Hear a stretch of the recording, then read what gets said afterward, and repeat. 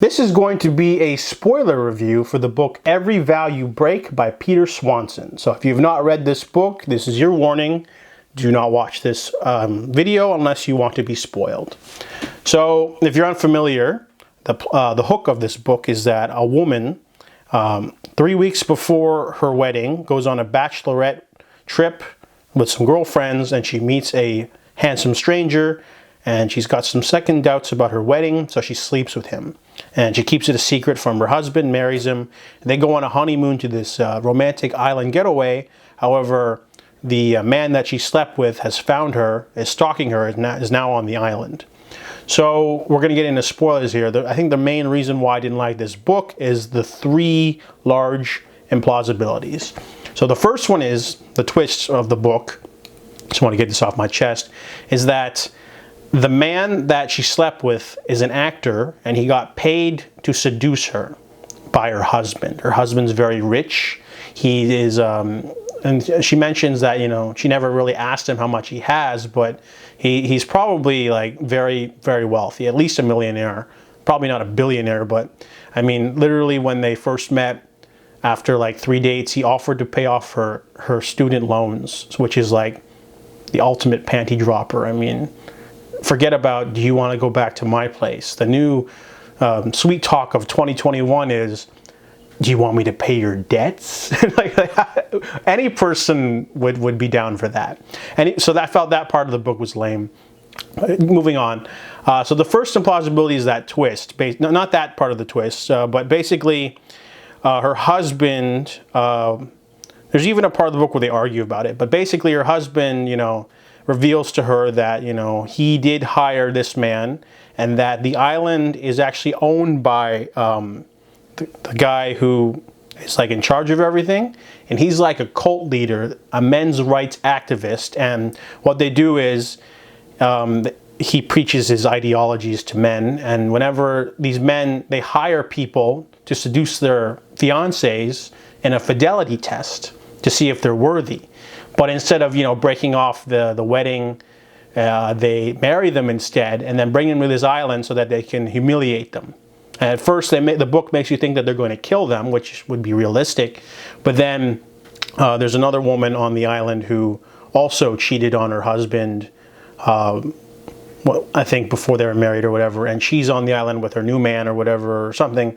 So this other woman and the main character Abigail are drugged, taken to this part of the woods, and they think they're going to die. But then it's revealed that they just take women here to humiliate them, which makes no sense because, you know, after you humiliate them and make them think they're going to die, then you just go home and divorce them, and they take you for half because Abigail did sleep with her husband multiple times. They've consummated the marriage. They've dated for about a year or whatever. So, I mean, wouldn't it make more sense to kill the unfaithful wife on this island where there's so many like hidden places to hide bodies, or have an accident with nature, you know, like, oh, she had an unfortunate canoeing accident, or push him out of a plane. But so that doesn't make sense at all. But then the one guy kills the other woman with a rock, and they're shocked because they're like, we don't, you know, usually do this. We don't kill women. We just make them think they're going to die. So the main character walks away, hides for 2 days. So the first implausibility would be this concept that they have this whole setup of, you know, there's even a part of the book where she goes, why did you marry me if you knew I cheated on you? And he looks at her and says, because you would have done this to someone else. And she's like, but it wouldn't have nothing to do with you. So that part of it made me laugh really loudly because, you know, it's true. Like, why does he care? You know, why would he do all this? You know, and they specifically mention that he does not make her sign a prenup before the marriage. So, I mean, what's the point of marrying them, bringing them to the island to humiliate them and not kill them? Like, it would make more sense to try to kill them. I know that's darker, but that's the better twist. And they don't do that. The second implausibility would be that she turns into fucking Rambo at the end of this book, man. Like, they specifically mentioned that she's like, I don't remember what her job was. This is annoying. But her parents are like artsy. They own like the Box Grove Theater. It's like they do community college plays or something. Let's see, what was she? Doesn't say what she is. I think she moved to New York to do journalism or something, and she couldn't get in. And like, let's see, I'm in New York. I don't remember, but she likes horror movies. She's kind of a bookworm, like an artsy girl, you know, because she grew up in a small town, and they specifically mention at the beginning of this book that she never got to spend a lot of time near water because they lived in a landlocked place in New York, and whenever they were on vacation, they would usually just drive to like somewhere and watch like Cats or something. Her parents were really into acting and theater, and she's really into movies, so she's kind of a nerd. She's not like a survivalist badass, but in this book, she turns into a survivalist badass. It begins with her walking away from them. She steals some food and hides in a closet with a kitchen knife. And she manages to stab her husband and kill him. But then after, she's like, okay, I need to get to the kayaks. And the first thing that she does is she goes down to these kayaks, and there's a guard, a security guard with a rifle, obviously to make sure that no one grabs a kayak or a canoe. And she needs one.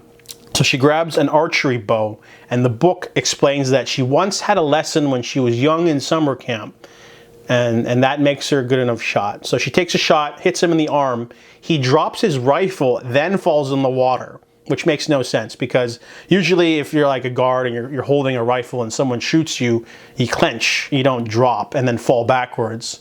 So it's kind of implausible that she would be able to upgrade her weapon so quickly, but she grabs the rifle and then she like brains this other guy. He's like a private detective with a walkie-talkie that tells him that she's there.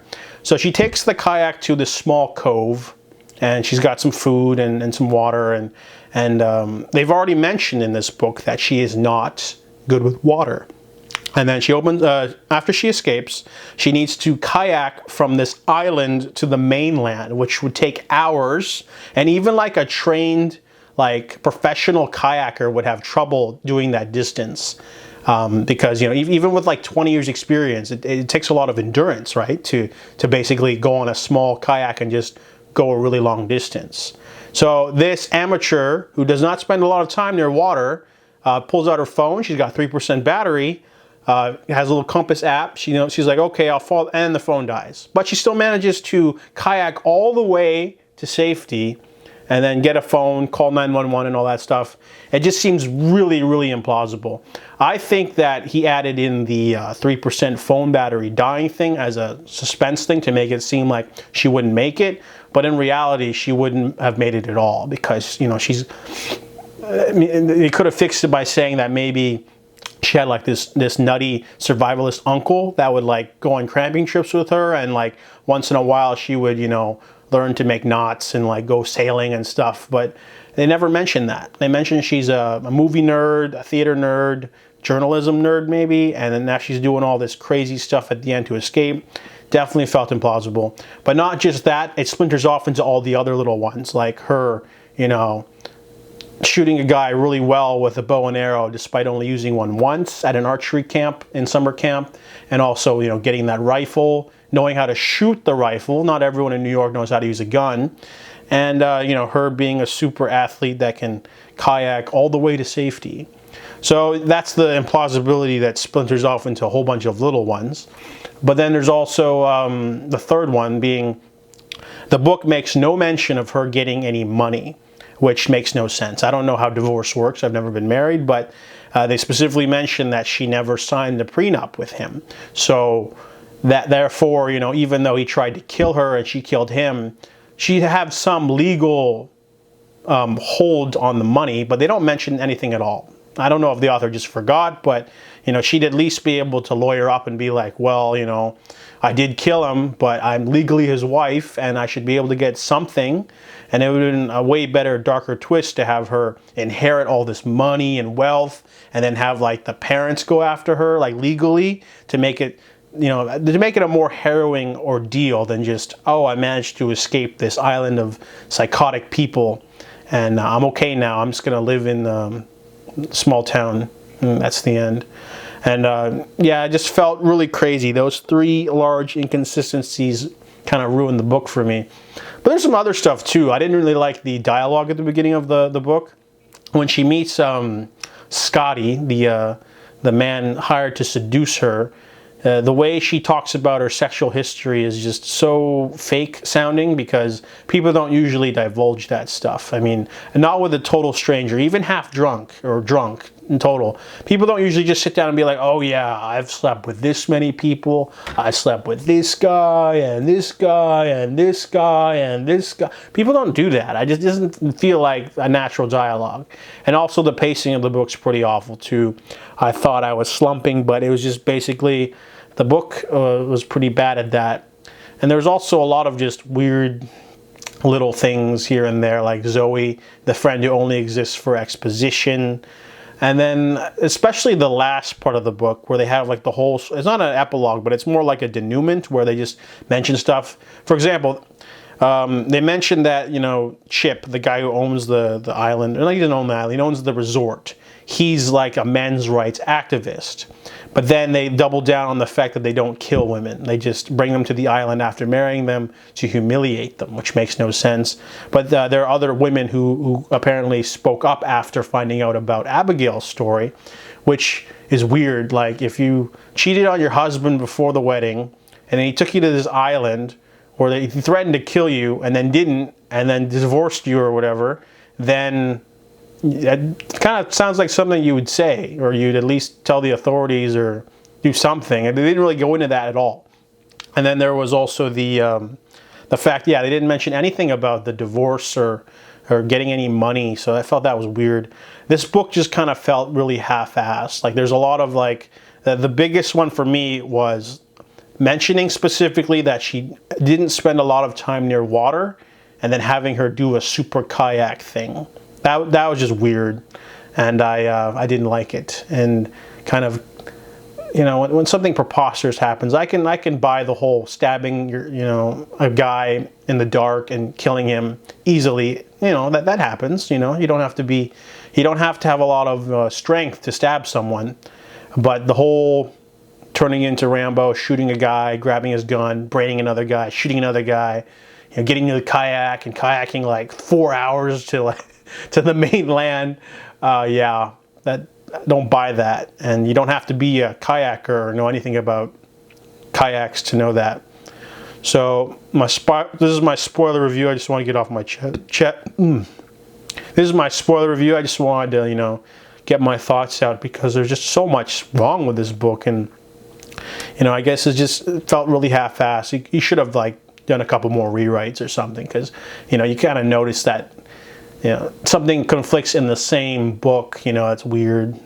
Especially the whole, specifically mentioning that she does not, you know, have a lot of experience with water, and having her do something really great with water at the end of the book. That was the biggest egregious error for me. And yeah, so those are my thoughts on Every Vow You Break by Peter Swanson.